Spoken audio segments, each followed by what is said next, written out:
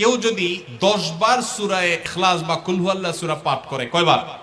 10 বার, রাতে দিনে যে কোনো সময় 10 বার যদি কেউ কুল হুয়াল্লাহ সূরা পাঠ করে, আল্লাহর নবী সাল্লাল্লাহু আলাইহি সাল্লামের হাদিসে ওয়াদা রয়েছে আল্লাহ তাআলা ওই ব্যক্তির জন্য জান্নাতে একটা বিশাল প্রাসাদ নির্মাণ করবেন।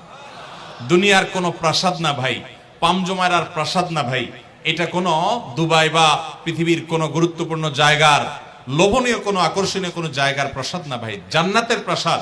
দুনিয়ার প্রাসাদ রেখে চলে যেতে হবে, জান্নাতের প্রাসাদ যে একবার পেয়ে যাবে অনন্ত অসীমকাল পর্যন্ত আর তার সেখান থেকে বের হতে হবে না, তার থেকে ছুটবে না।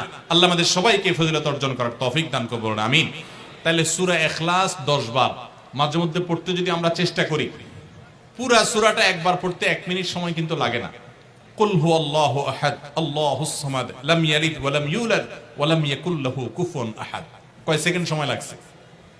20 সেকেন্ড, 25 সেকেন্ড। আপনি চাইলে